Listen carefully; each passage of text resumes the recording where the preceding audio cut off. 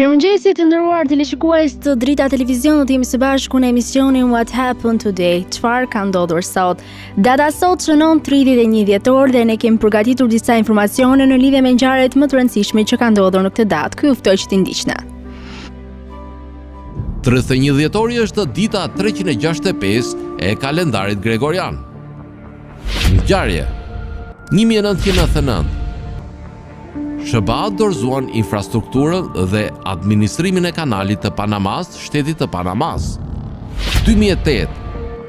Në fshatin Labunisht të komunës të Strugës u organizua një manifestim solem me rast të ndërrimit të emrit të shkollës fillore 1494. Detari spanjoll Cristoforo Colombo zbuloi një ujdes të cilën më vonë quajti Jamaica. 1841. Zelanda e Re shpallet koloni britanike. 1877. Nën kryesinë e dhetarit Abdyl Frashëri u formua Komiteti i Janinës. Lindje 1940. Lindi Apollon Gjebrea, doktor i shkencave, mjek dhe reformuesi pedagogjisë mjekësore, si dhe ringritës i shërbimit shëndetësor në Lezhë pas luftës së dytë botërore. 1928. Lindi Musa Gashi, gjeograf shqiptar. 1931. Lindi Ekrem Murtezaj, akademik shqiptar. 1937. Lindi Agim Krajka, kompozitor shqiptar. 1951. Lindi Afrim Spahiu, kinematograf shqiptar. 1964. Lindi Agim Ramadani, shkrimtar, poet, piktor dhe strateg ushtarak kosovar. Vdekje 1616. Vdiq William Shakespeare, shkrimtar anglez. 1936. Vdiq Kenan Maze, heroi popullit ushtarak. 2013. Vdiq Shakir Tojgani, tipograf shqiptar. Festa dhe përvjetore. Dita botërore e lirisë së shtypit.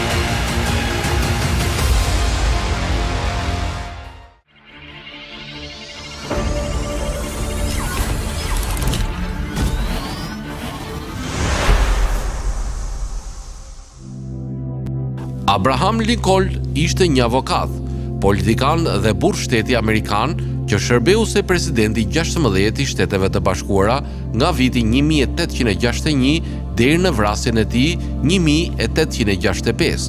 Lincoln e udhëhoqi kombin gjatë luftës civile amerikane dhe ja doli të ruante Unionin, të shfuqizonte skllavërinë, të forconte qeverinë federale dhe të modernizonte ekonominë amerikane. Lincoln lindi në varfëri në një kasolle druri në Kentucky dhe u rrit në kufi, kryesisht në Indiana.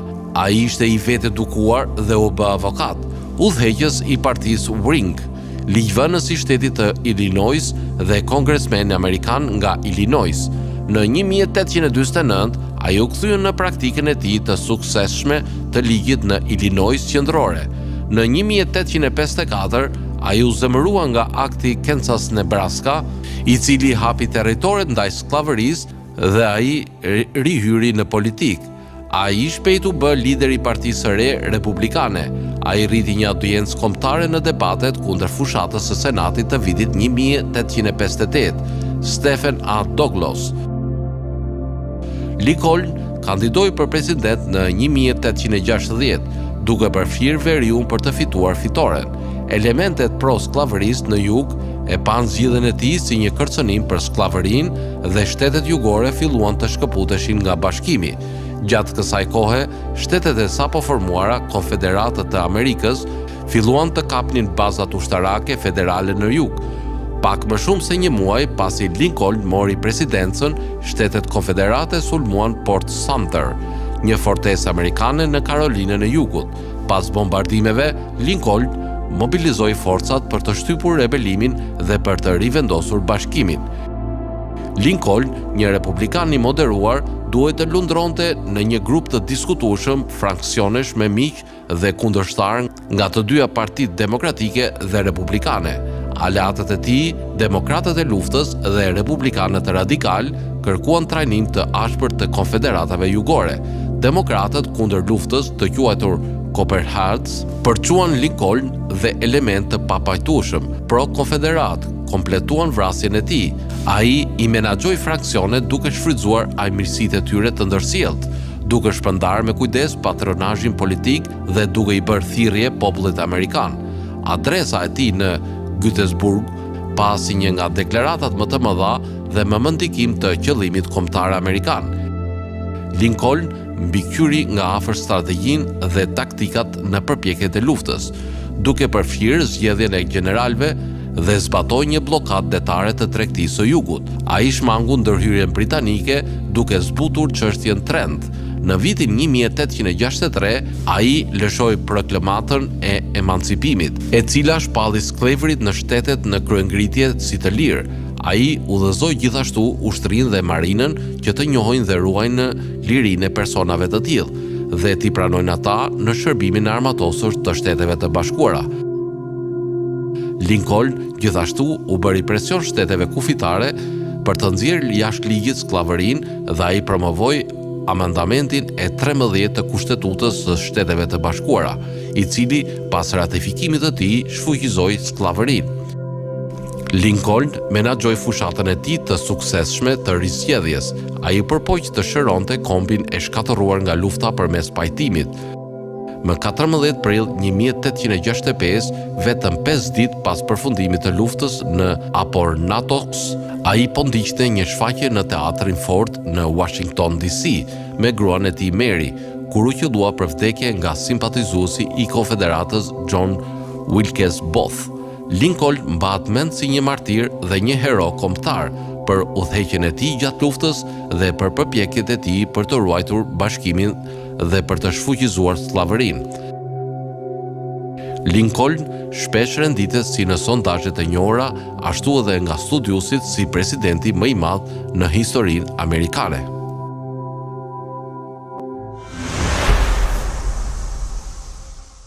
Gara e rërës, ose Race Across America, është një nga garat më të vështira në botë për ciklistët. Kjo është një garë vërtet ekstreme, e cila përfshin shkallën më të lartë të vështirësisë fizike dhe psikologjike. Race Across America fillon në qytetin e Oceanside, Kalifornia dhe përfundon në qytetin e Annapolis, Maryland. Ciklistët duhet të kalojnë 3000 milje në kohën sa më të shpejt të mundshme, duke përballur ndryshime të lartë të ngjitjes dhe kushteve të ndryshme të motit në gjatësi të rrugës. Nëse do të përfshihesh në këtë garë, do të duhet të jesh i përgatitur të shtrihesh në limitet e mundësive të tua fizike dhe të qëndrueshmërisë. Eksperienca, strategjia e menaxhimit të gjumit dhe ushqyerja e duhur janë të gjitha çështje kritike në arritjen e suksesit në këtë garë të jashtëzakonshme. Historia.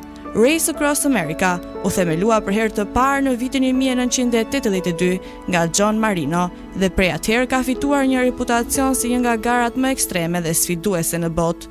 Qëllimi i kësaj gare është të kalojnë nga oqeani në oqean brenda një kohe të caktuar. Rruga e kësaj sfide kalon nëpër disa prej shteteve të Bashkuara të Amerikës, duke filluar nga Kalifornia dhe duke mbaruar në Maryland.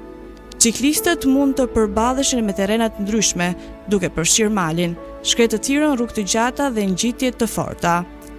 Koha. Race Across America duhet të përshkohet nga oqeani në oqean brenda një kohe të caktuar. Kjo kohë ka ndryshuar nëpër vite, por në përgjithësi është rreth 12 deri në 14 ditë. Kategoria e garës. Race Across America ka disa kategori për të përfshirë të gjithë llojet e garuesve, përfshirë garat individuale dhe garat në grup. Logjistika dhe mbështetja. Në Race Across America, ekipet e ciklistëve janë të përgjegjshëm për logjistikën e udhëtimit, përfshirë furnizimin me ushqim dhe kujdesin mjekësor për ciklistët. Kjo përfshin ndërprerje të shkurtra për gjumë dhe mbështetje mjekësore në rast të lëndimeve ose problemeve të tjera shëndetësore. Të arriturit dhe sfidat, pjesëmarrësit në Race Across America përballen me sfida të mëdha fizike, psikologjike dhe logjistike, shtrëngimi i vazhdueshëm i pedaleve për mijëra milje dhe përbalimi në ngjitje të përshkallëzimit të lartë janë vetëm disa prej sfidave që ata përballen gjatë garës. Race Across America është një nga garat më të vlerësuara dhe të ndjekura në botë dhe përvoja e saj është një provë e jashtëzakonshme e aftësive fizike, mendore dhe strategjike të pjesëmarrësve.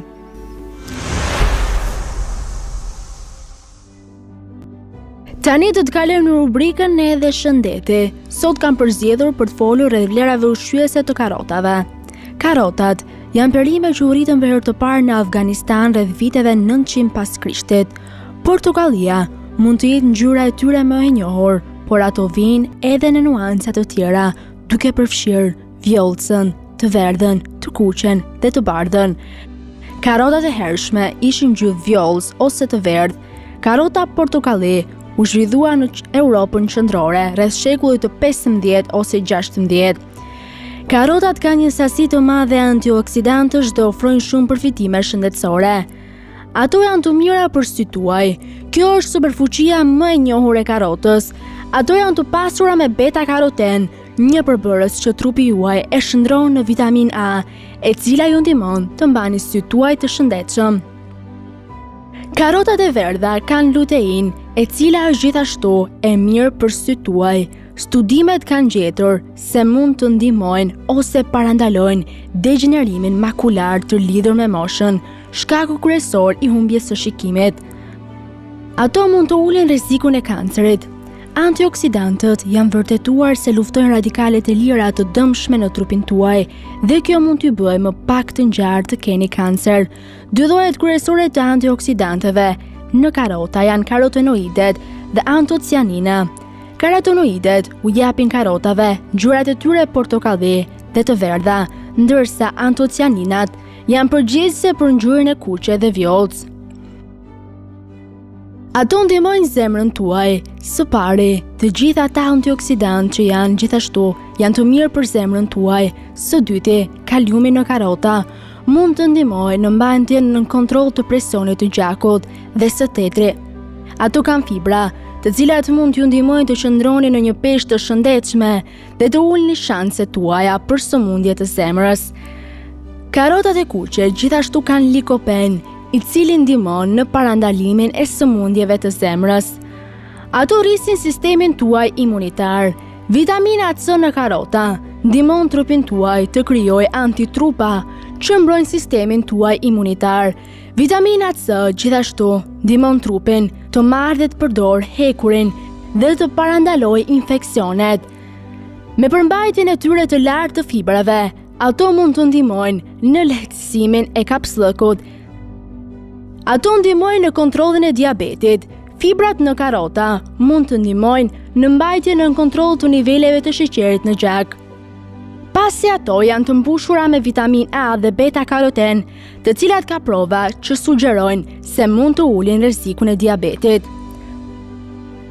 Gjithashtu karrotat mund të forcojnë kockat tuaja, pasi kanë kalium dhe kalcium dhe vitamin K.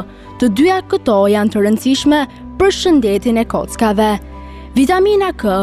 Një racion me karrota ofron 16.4 mikrogram të vitaminës K, ose 20% të dozës së rekomanduar ditore. Vitamina K luan një rol thelbësor në mbarvajtjen e qarkullimit të gjakut dhe shëndetit të kockave. Kaliumi. Lëngu i karrotës përmban kalium, i cili është mineral i rëndësishëm që ruan bilancin e elektroliteve dhe lëngjeve të trupit. Një gotë lëng karrote na siguron 10% të sasisë së përditshme të kaliumit. Mungesa e kaliumit në trup rrit rrezikun e sëmundjeve të veshkave.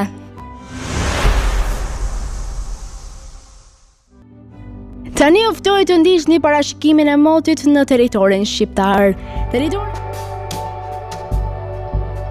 Territori shqiptar për datën 31 dhjetor 2025 do të jetë në ndikimin e masave ajrore të ftohta dhe të qëndrueshme, duke sjellë mot kryesisht të kthjellët në pjesën më të madhe të vendit. Paraditja do të jetë me mot të kthjellët dhe temperatura të ulëta, sidomos në zonat malore, ndërsa pasditja vijon me diell në shumicën e territorit dhe vranësira të pakta lokale. Temperatura minimale pritet të zbresë deri në -7 gradë Celsius në zonat malore, ndërsa ajo maksimale do të arrijë deri në 10 gradë Celsius në zonat bregdetare. Gjatë ditës priten rreth 5 deri në 7 orë me diell në pjesën më të madhe të vendit. Era do të fryejë lehtë nga drejtimi verilindor me shpejtësi 2 deri në 4 metra për sekond. Deti do të ketë dallgëzim të ulët rreth 1 ball. Indeksi ultraviolet për Tiranën më 31 dhjetor 2025 pritet të jetë i ulët rreth 1. Sipas të dhënave astronomike, lindja e diellit në Tiranë më 31 dhjetor do të jetë rreth orës 7:07 minuta, ndërsa perëndimi rreth orës 16:22 minuta. Temperaturat minimale dhe maksimale për disa qytete kryesore të Shqipërisë do të jenë si më poshtë. Shkodër, -1 deri në 4 gradë Celsius. Kukës, -5 deri në -1 gradë Celsius.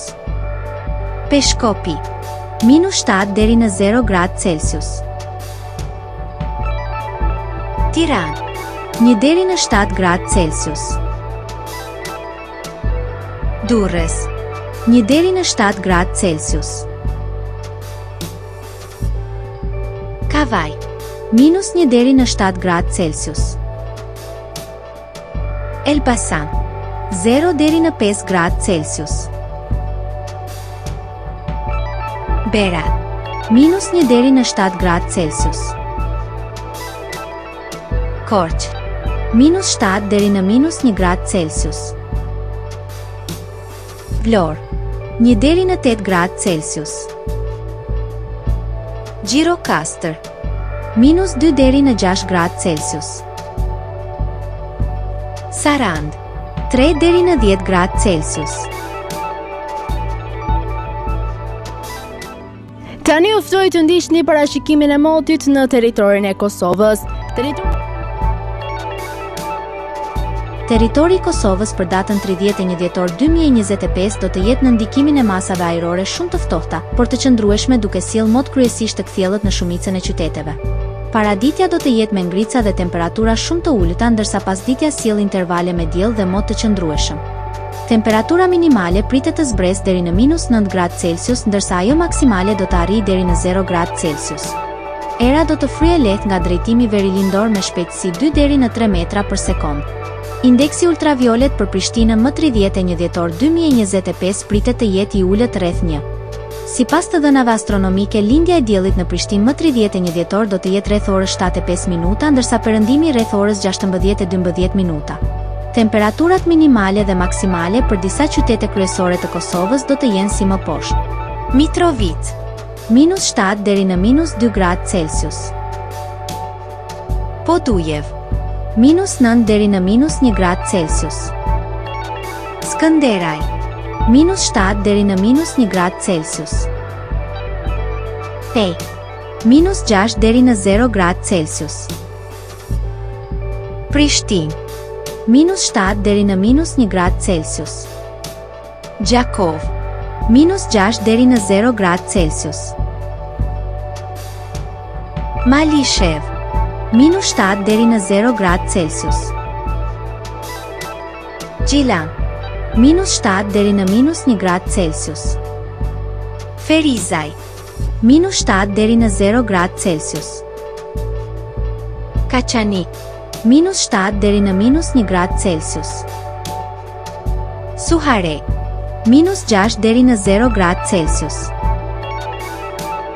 Prizren, -6 deri në 0 gradë Celsius. Të nderuar teleshikues të Drita Televizion, kjo ishte gjithçka e përgatitur në këtë emision. Ndërkohë, nëse dëshironi që ta shikoni Drita Televizion në rrjetet sociale, mjafton të klikoni RTV Drita, Drita TV Kavaj dhe Drita Televizion. Ndërsa nëse dëshironi që ta shikoni live, mjafton të klikoni në web drita.tv. Kjo ishte gjithçka e përgatitur në këtë emision, ndërkohë ju ftoj të ndiqni programacionin në vijim të Drita Televizion.